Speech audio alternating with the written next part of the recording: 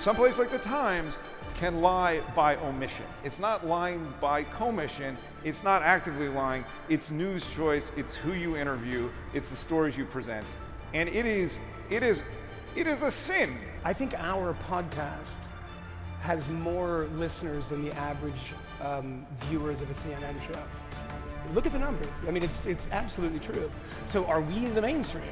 I mean, the CNN thinks they're the mainstream, but nobody's watching. There's no independent media that can compete with resources against something like the New York Times. I mean, we're not going to figure out our fragmented culture by all going to Substack. I think, I was talking about this with Matt Taibbi. I think it's very valuable that we do have Substacks that critique and check the legacy media, but Joe Rogan is not going to be a sufficient replacement. We're not going to figure out what's wrong in our world in long-form conversations on Patreon and stuff. People get very defensive when they're attacked, and whether or not they're fact-checking a story, I don't think that really comes into the picture. If you said I'm a buffoon, if I'm a deplorable, it doesn't really matter if your story is that accurate. I'm going to disagree with what you have to say, right? And the problem is we've made it so personal. Everything is so personal. You're not wrong, you're evil, and that's why you're wrong.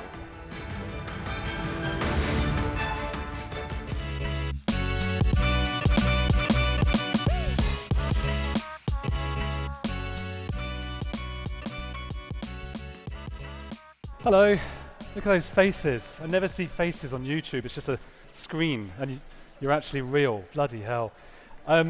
We're doing a thing now about mainstream media. Is it the end of it? Is it the end and there's never going to be mainstream media anymore and it's all finished forever? Who knows? These people who are coming on will know. I think I'm moderating this because I used to make documentaries for the BBC and HBO and some channels and things about crazy, mad shit, like exorcists and stuff I can't even say on this, but just weird stuff. And as time went on, I was starting to be told more and more that I could bring my ideas to the BBC, but I had to be off stage while a minority or someone like that took my place and was on screen. So I had to leave the mainstream media and be on this very alternative stage that we're on. I'm not allowed to talk in libraries. I mean, no one can talk in libraries, but I'm not allowed to talk in festivals and things except this one. So thank you to Winston and Desh for this opportunity. There's obviously, oh yeah, let's clap that. Yeah, thanks everyone. Not too much, because they'll get big-headed. So there's obviously two sides to this. There's a good side to the mainstream media. Even when I was working there, I could see that we had lawyers checking things to make sure we weren't being defamatory. We had duty of care when we had to go and check that people were okay after we had interviewed them if they had been through something horrific. There's all sorts of reasons that the mainstream media, there's all sorts of pluses, of course. On the other side, a lot of us are losing trust in it precisely because of the kind of DEI that none of us voted for, or bias, or sensationalism, that kind of thing. So here we've got, as you would want, 5 white men, or one's mixed race, so we're sort of mixed there. 2 of them do identify as women. I only know because I saw them in the women's toilets before. And I'm half clownfish as well. So we're all mixed here. And so without further ado, shall I bring on Thomas Chatterton Williams?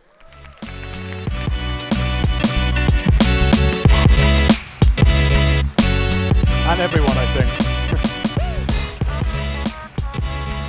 Can you still hear me? Yeah, I think. So Thomas Chatterton Williams, Dan Granger, Alex Berenson, and Michael Moynihan. How are we doing this? Do I want to sit in the end? What do you want to do? Sit where you want. Right, I'll sit here. Not too near me. You take that one. So just to give you all, it wasn't just Thomas Chatterton Williams. I got confused about how to bring everyone on. But Thomas is a staff, that's why I've got this. I don't want to get it wrong and misgender anyone. Thomas is a staff writer at The Atlantic. She's a visiting professor of humanities. Dan Granger is the CEO and founder of Oxford Road, a leading ad agency and ad tech developer. He's done ads for Rogan and the like. Not Rogaine, though, but I thought that's a missed opportunity with Rogan, with the lack of hair. Rogaine hair would be really good. Alex Berenson is an investigative journalist. He writes for the Unreported Truths Substack with approximately 250,000 subscribers. Imagine if each of them give like $3 or $4 a month. Like, think of that. That's insane. Anyway, she worked for the New York Times. Michael Moynihan is a journalist, formerly of Vice News, The Daily Beast, and the libertarian magazine Reason. Moynihan is co-host of the Fifth Column podcast. So Alex, let's start with you. You're an outsider, investigative journalist. Can we still trust the mainstream media? I mean, you can. No. Right. That's that. Let's go. I'm going to tell you. I'll tell you a story, which even a lot of people in this room probably don't know. So, I was on Twitter. I was kicked off for vaccine misinformation in 2021, all of which is proven accurate. But I am back on Twitter, right? How am I back on Twitter? You might think that I'm back on Twitter because Elon Musk bought Twitter and lowered the floodgates and everyone came back on Twitter. That is not correct. I'm back on Twitter because in December 2021, I sued Twitter and said they had violated my rights and they shouldn't have kicked me off. And to, I would say, the shock of everybody who was watching the case, except me and my lawyer, a federal judge in April 2022 agreed that we had a plausible case for breach of contract because Twitter had made assurances to me personally that they wanted me to talk about COVID, okay, a senior person at Twitter. And I had this in writing. And so the judge said, look, this guy, even though in general these suits always get tossed because the companies have near complete protection, this guy has made a plausible case that Twitter modified its contract with him and that it didn't properly apply the strikes about vaccine misinformation. So Twitter then, for a big company, that is a nightmare, okay? Whatever big company. And they do not want to go into discovery. So they essentially had no choice but to settle with me and put me back on the platform, which they did in July 2022 before Elon took over. It was the old management. And they also actually provided discovery to me showing that the White House and that senior officials at Pfizer had conspired to get me banned. Okay, this is all fact. I would guess that 80 or 90% of you, unless you actually subscribe to my Substack, have no idea that this happened. And if you'd said, why is Berenson back on Twitter, it would be, well, Elon let all the crazies back on. The reason you don't know this is because there is an essentially complete mainstream media blackout on this story, on this lawsuit, and on the follow-up lawsuit, because I've now sued the president and the federal officials who got me banned and the chief executive of Pfizer. No one has written about this. So the only way you would know about it is if you actually subscribe to me or a handful of other people. So what I'm telling you is they may not have the power to, what I'm telling you is their news choices matter a lot, okay? And some place like the Times can lie by omission. It's not lying by commission. It's not actively lying. It's news choice. It's who you interview. It's the stories you present. And it is a sin. By the way, I'll just say one more thing about this, okay?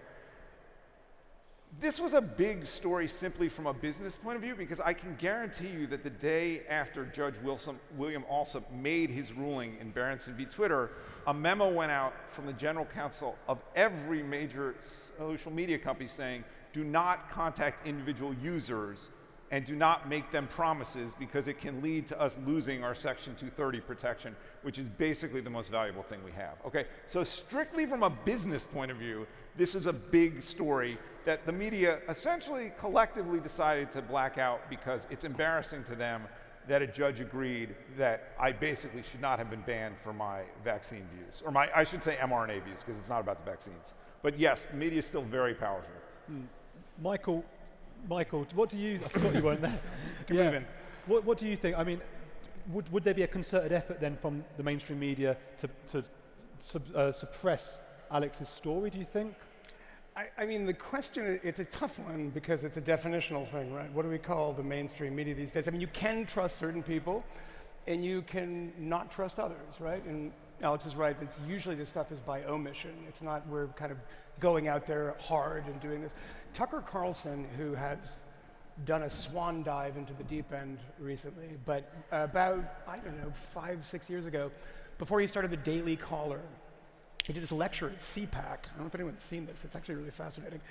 And he says, we on the right need a news organization that is like the New York Times and is just lustily booed by everybody. And he says, no, the New York Times actually does good work. They don't do all the work that we need to do, but you know, I mean, I still subscribe. I still subscribe to the Washington Post. There's value in that. Now, I have been inside the machine too. And the thing that I think that doesn't worry me too much about it is when you talk about mainstream media, I think that Alex was promoting his Substack. I'll do something similar. I think our podcast has more listeners than the average viewers of a CNN show. Look at the numbers. I mean, it's absolutely true. So are we the mainstream?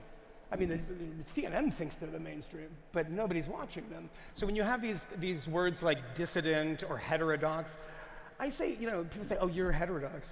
No, I'm not. Fuck you, I'm not heterodox. If you look at figures on any one of these things, Leah Thomas swimming against boys, I have the exact same views as the American public does on this. Affirmative action, I have the exact same views as the American public does on this. Do I have the exact same views as the people at the New York Times? Absolutely not. And that's 2, 3, 4 clicks this way, whereas what technology has allowed in so many ways is the fifth column and all of these similar things. Remember Joe Rogan had how many billions of listeners and downloads long before Spotify? And I was sitting there saying, what dope in the central office of some audio companies not saying, why do we not have this guy? And finally, someone at Spotify puts their toe out and say, let's give him $120 million and he'll come over. And guess what happens?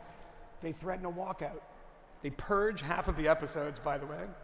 Episodes with people like from 2015 with Gavin McGinnis, you can't get that stuff, et cetera. So there was some compromise there, but the people walked out. Because that's the mainstream media in a way too. Woody Allen publishes his book with Hachette. At a publishing company, there was a walkout and they dropped his book. That is and I worked at Vice, and there's a lot that's a different session, I imagine. There's a lot to say about that. But in those spaces, but here's the thing about it, they're all failing. What happened to Vice?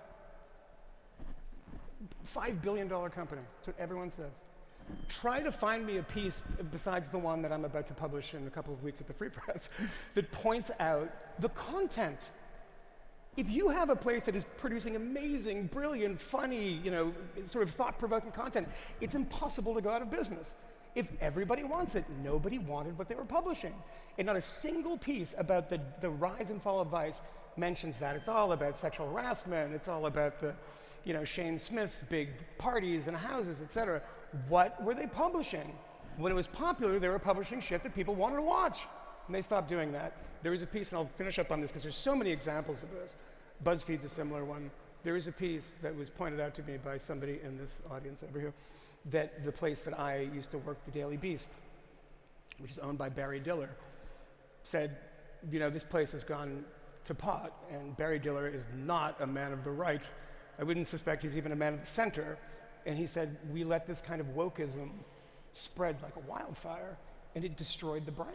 And you talk to Tina Brown, who ran that magazine, and she'll eye roll what it became. You allow that stuff to happen, because they'll run themselves out of business. But I think where Thomas works, and Thomas will speak to this, The Atlantic is an amazingly valuable publication, and it's mostly valuable because I disagree with about 70% of it.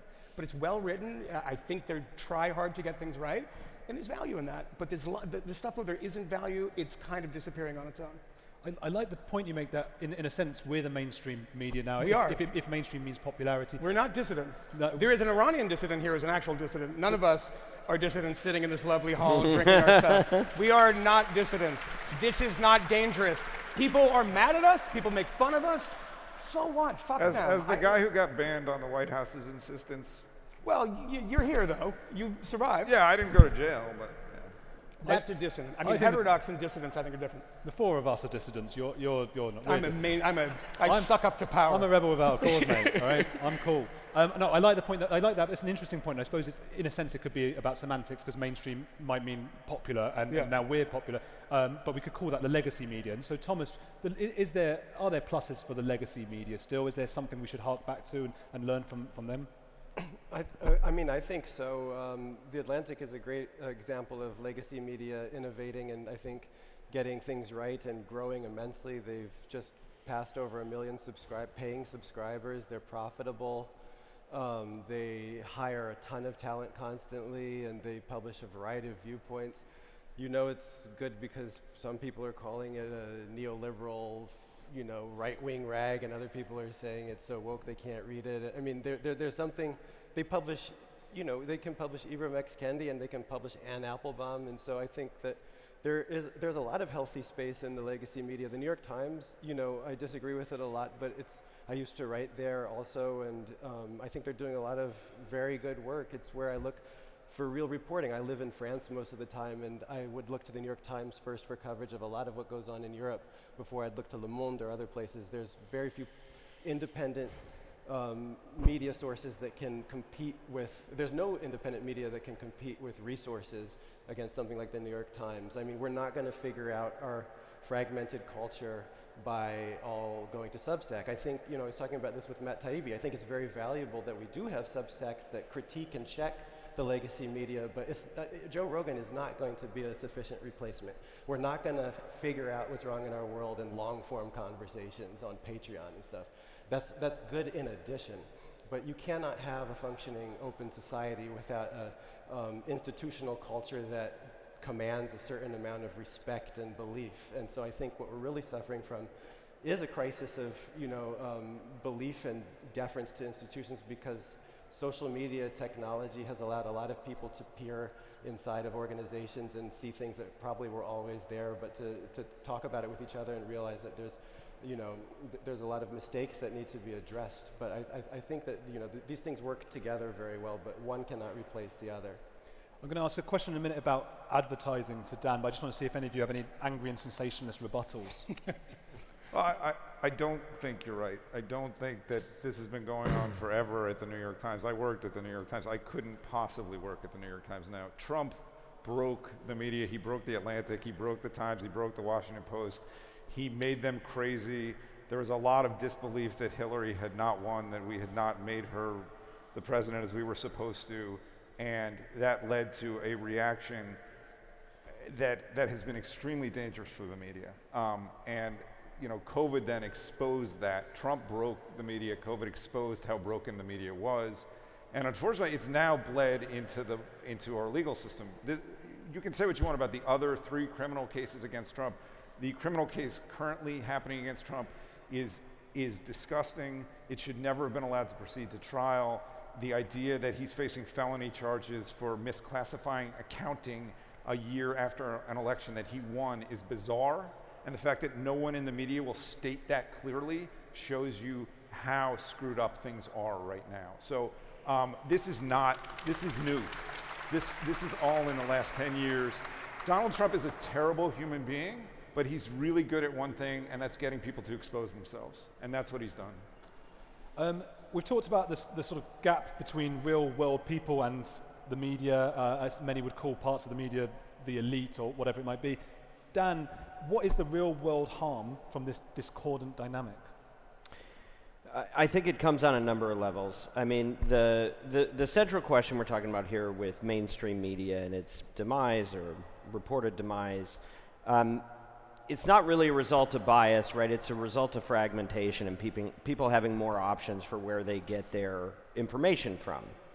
When you have the internet and everybody's a journalist, I'm sure most of us are podcasters or podcast adjacent, right? Like, all of a sudden, the mainstream media that for so many decades had a captive audience, they had a monopoly on the information, and they kind of played the game of, we're going to show you both sides of the story and you can trust our point of view or the information we bring you. That's gone.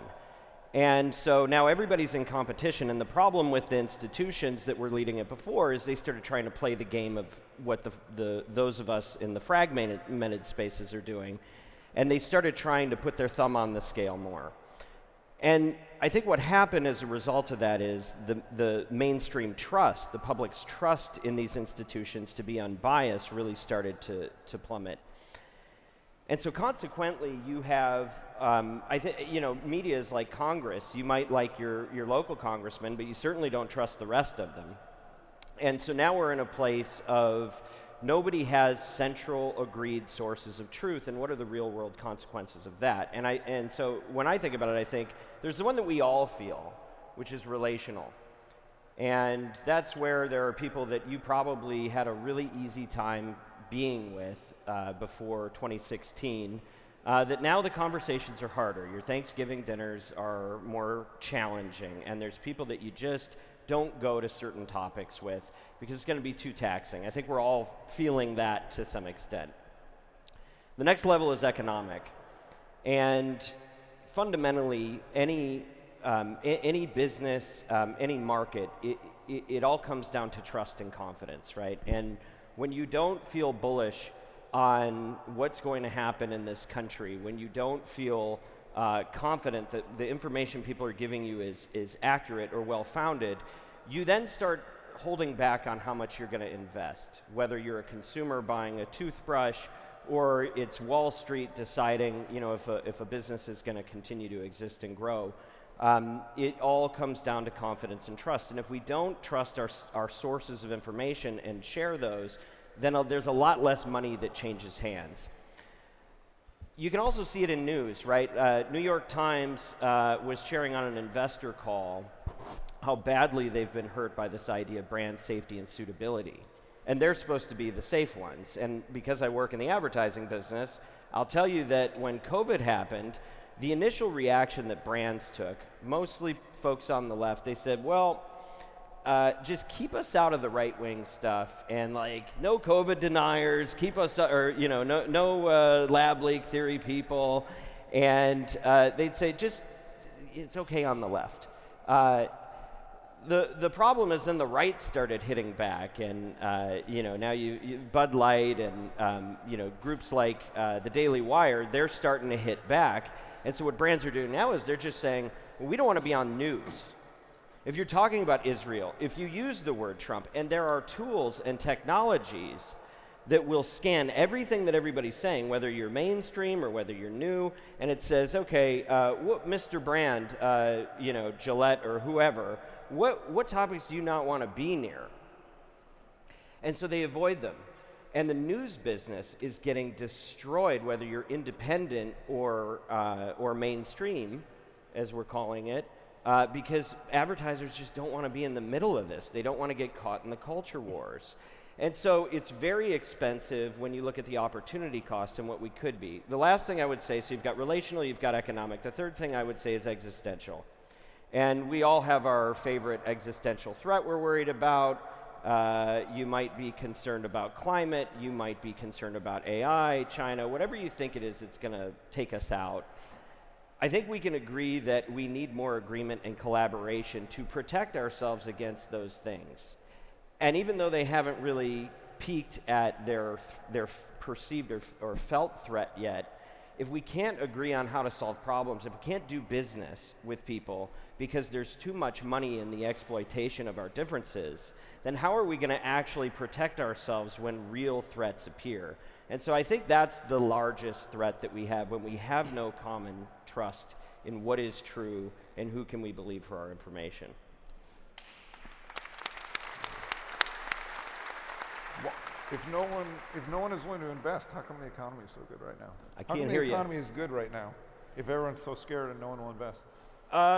Yes, it is good enough. It is good enough, and we did an experiment where we took a money cannon and shot it across the country and lined everybody's pockets. We're interested in paying off debts, and things are fine right now, but I don't think any of us can really appreciate the opportunity cost that happens when people don't trust. And I think it's less about what are we feeling at this moment and what are we doing to the foundation. What are we doing to, when you have the trust in our institutions plummeting, you feel a little bit better about breaking into the house and smashing a window. It's corrosive, and we may not be feeling all the cracks at the surface, but we're starting to see them, and I'm a little bit more concerned that this is a compounding problem. One of the issues with trust on the alternative side, is that I'm a YouTuber, right? I take photos that aren't mine, I put them on thumbnails, no one seems to care. I probably say more defamatory things per minute. I've got like a record for that. They're not recording. Is anyone recording? Don't record. But no one cares. They just let us do whatever. And I like the alternative space as opposed to the legacy space, and I like what we're doing and I agree with all these points, but I do worry that we're moving away from any kind of checks. When I was at the BBC, there were so many checks on legal issues and making sure everything's right. So Thomas, how do we navigate that in the alternative space? Is there a way to do it? Or is it just that's why we still need a mainstream? Well, I think, thank you for raising that issue, because I think that needs to always be stated. If you ever work at the New York Times, the New Yorker, the Atlantic, the BBC, the fact-checking efforts that go into, they fall short, but the efforts that go into making sure that people get what type of clothing were you even wearing when we were talking together, because it matters that I convey what you actually looked like, because the small details matter. If I get those wrong, then people lose trust in the larger points I'm trying to make. That is taken so seriously at these places, and it just does not exist. Joe Rogan throws out absolute nonsense information all the time, and he actually tries sometimes in real time to check himself with his guy who sits with him and Google stuff. But come on, man, like, please, let's be adults. We disagree on so much, but the New Yorker, if you don't like their politics, they really actually call everybody you ever talk to, and they ask, did he say this? Like, my father could not believe when I would write about just memoiristic stuff, the calls that the fact checker from the New York Times Magazine my dad would be on the phone with him for 3 hours, just making sure that every little detail is correct. And I just, the idea that we now have arguments where somebody throws up a Substack or somebody throws up a podcast to discredit the BBC, it's tough to take if you know what goes into this stuff. I do know what goes in, and that's maybe not at the magazines, but that's totally wrong.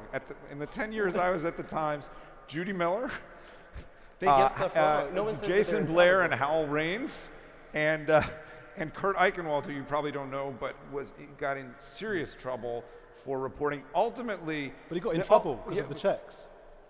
Yeah, after. That was good. Yes, it was good. It was good that Hal and Jason got drummed out. It was good that after helping lead us into a war, Judy sort of got in trouble, although not really. Here's what I can tell you, okay? Maybe less at the magazines. At the newspapers, the reporter is on the edge, okay? The reporter knows more about the story than any editor, okay? So you are just trusting the reporter, ultimately, the person whose name is on it, just like with the stacks, okay? And the truth is, defamation law has changed in the last 5 years in a way that makes me more frightened than I used to be. There's more evidence that people are willing to bring these cases, and that juries are willing to actually, I mean, essentially, until about 3 or 4 years ago, it seemed like you could say anything about anyone who is public and not be held accountable in any way, and that is no longer true. There was a case in D.C. Earlier this year, a climate case, which was actually a very bad case. There were the Fox cases where I think some of what Fox did was somewhat problematic, but they were letting people express their opinions, and they got punished for almost $1 billion for that, okay? So this idea that anything goes is not true, and this idea, again, that the magazines may be different, but at newspapers, it's a huge volume of stuff, and ultimately, the Times trusted and should have trusted its reporters, but that left space for people who were bad actors. But the Times issues corrections. There's a level of integrity. Believe me, the Times hates issuing corrections. And they do. Yeah, and I correct my Substack. It all comes down to the individual. I don't correct myself. So do you actually think we're going to solve this by having 10,000 different Substacks? No, I mean, I don't think the idea, and again, with the magazines, it is different. But the idea that there is a fact-checking process at newspapers that's meaningful is not really true. Michael, what do you think? Yeah, there's a bunch of different things here. I mean, one, I think Thomas is partially right. I agree with a lot of it. But keeping in mind the things that people think are fact-checked aren't. Books are not fact-checked. You don't unless you pay for it yourself. Unless you pay for it yourself. There's too much volume, it's too much effort. So you get a book and it feels authoritative that you're buying this thing, and it's not fact-checked, which is why there's so much plagiarism in all of them. You see this, and like nobody's looking through this stuff at all. I would say that, on the advertising thing, the funny thing that's interesting to me is just in trust in the media, is that I've pointed this out a lot. It's a fairly simple thing, but people tend to forget about it. Newspapers used to be amazingly lucrative businesses, right? I mean, this is like, if you wanted to make a lot of money and be Rupert Murdoch, newspapers was one of the ways of doing it. And the internet happened. And when the internet happened, I mean, it used to have a thing that you would, file your copy at 5 o'clock and then you'd be like Steve Dunleavy. Does anyone remember him? The drunk Australian, and you'd go sit at the bar, set as Steve Dunleavy fans. There you go, Nick Gillespie. I assumed that was Nick Gillespie, by the way. Get drunk at the bar, and then you go, and it would start all over. The paper would go to press. And then what happens is the advertising model for newspapers absolutely collapses, so you have the revenue goes down, and then the need for copy goes straight up. Because there's no cycle. I mean, you have to go constantly. The Daily Beast, when I was there, we would cycle through God knows how many stories a day. You'd get like 60, 70, 80 stories. And so you couldn't afford it. You couldn't afford to produce more stuff with less revenue. So what do? You hire 22-year-olds and you pay them $40,000 a year. And what can they also not do? They can't report because reporting is expensive.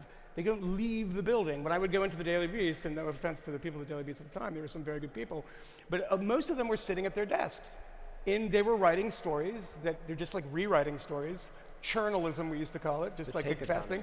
But the other thing was that, what was the easiest thing to do? And this is kind of when it comes into wokeness. I hate this word so much, but it's something like that. Where does that come from? It's a moment in history. But it certainly aligns with what happens in media, because all of a sudden someone's sitting next to you competing for clicks and says, the new Jurassic Park movie is like transphobic. Like, what? And they're like 100,000. And that was the beginning of our podcast. We used to have a segment called Some Idiot Wrote This. And we would take a piece and I would read it, and it was an idiot who wrote it. But then it got so much that we just abandoned it because it was like the world was idiocy, and it just became the podcast. And that all aligns with the old newspaper model collapsing. Look, it had to collapse. I'm not one of these people that says, I stand athwart history yelling stop. I think that's a positive development that we've had. The Substacks are good. We don't have a real solution to a lot of this stuff now. But when you see all the crappy content, that's where it comes from. There's no money, and that was when I was at Vice. People said at a certain point, why didn't you leave Vice? Because it was a total shit show at a certain point. And I said, well, I would go to an editor and say, I want to go to South Korea because a bunch of people are sending propaganda balloons into the north, and they'd say, okay, like, talk to travel, and I would be gone the next day.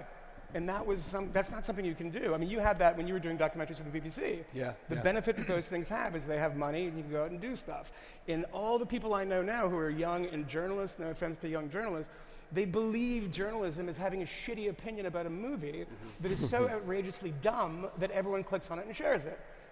Okay, that's journalism in a way, I guess. I know what you're saying. My first job was at the Sun newspaper. I was like 21. The best newspaper in the world. It was mad. And so my job, as one of those young people churning stuff out, my job was they had this thing called the Page 3 girl, which was like, it's a woman with her boobs out, and that's what she does. That's her thing. And so my job was to put her from the newspaper and upload her to the iPads, and so she could twirl around 360.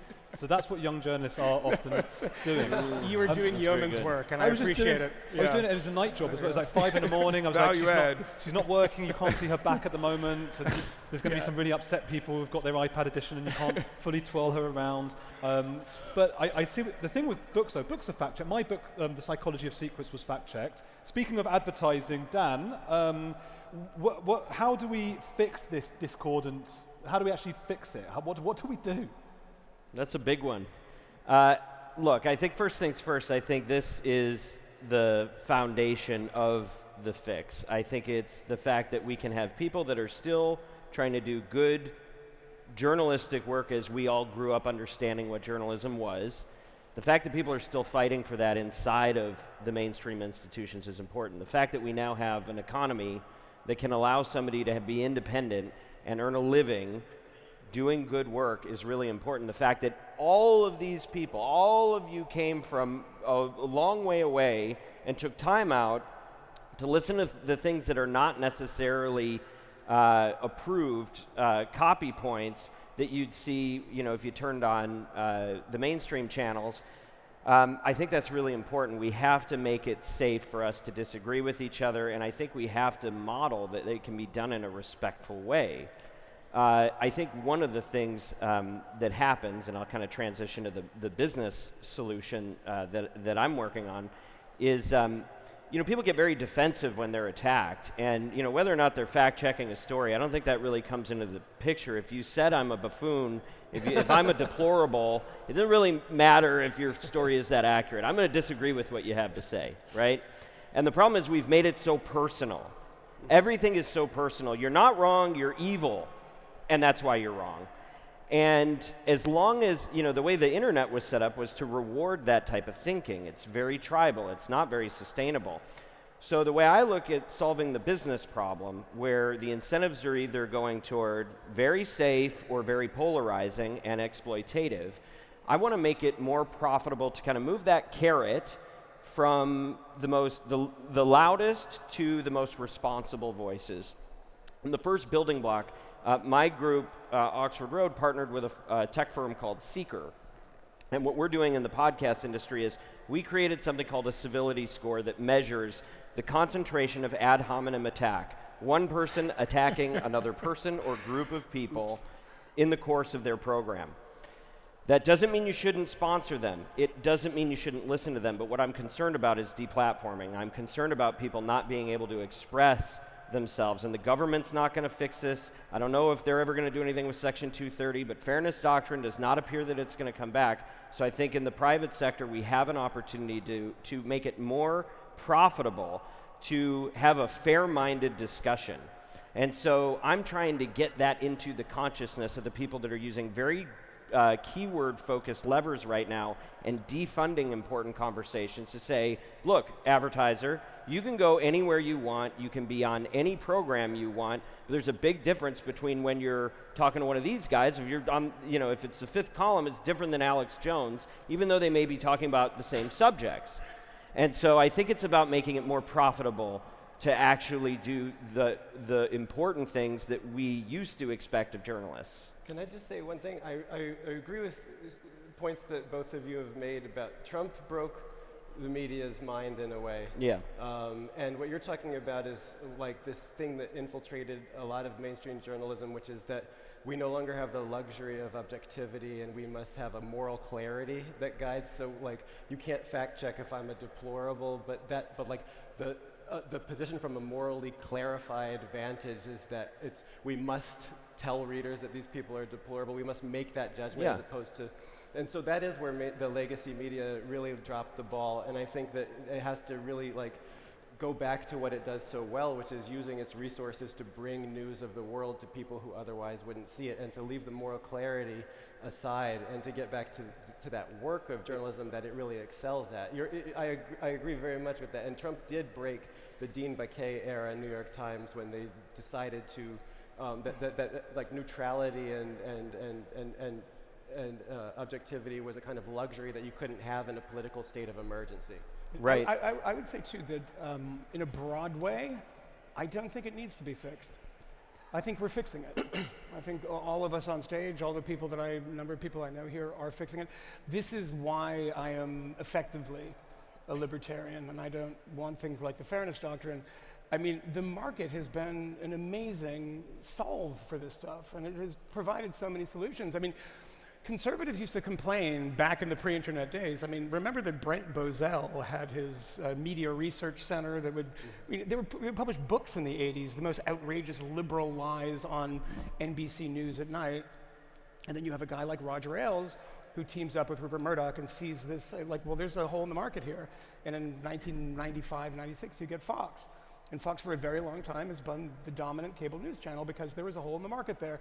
Substacks, look at what Barry's done with the Free Press. Look what Barry Weiss has done with the Free Press. What's that? Barry Weiss yes. with the Free Press. I mean, this is where I work. It's really very. I mean, we should all be optimistic about that. Alex is. I don't know your story of wending your way through the courts, but the numbers of your Substack are very impressive. It doesn't mean that there's not 1,000 problems with the mainstream media. But I see some market corrections in this. I did a count in 2022 of the number of headlines, not stories, there were a lot of stories that weren't in the headline, at Vice that had the word QAnon in it. And I got up to 200, it was almost one a day. If you were reading Vice in 2022, you would have thought there was the Republican Party and the QAnon Party, and that was it. And it's like, 3 psycho guys producing this stuff on Reddit, and they devoted an enormous amount of time to this. And where is Vice now? People weren't reading it. I actually looked at the numbers. I got them from somebody, and it wasn't responding to any market mechanism. It was a bunch of college kids that were like, this is the important story, and nobody up top had been so separated from it, they weren't even looking.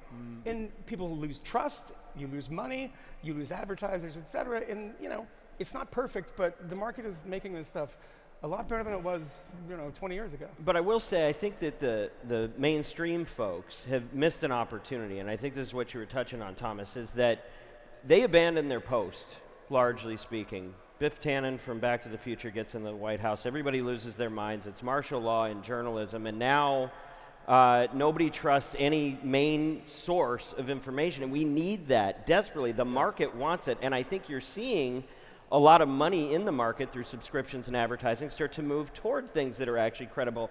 If what we're calling mainstream media would return to their original mission, giving you the information and letting you make your own decisions, I think they'd have a beautiful business model. Let's clap first. Good point. Clap first. Yes. We got to wrap up. But Alex, because you haven't spoken in a while, give us a very brief. What's the future here? Do we have 7 billion Substacks? Do we have one monopoly newspaper, or somewhere in the middle? What's happening? I think the stack.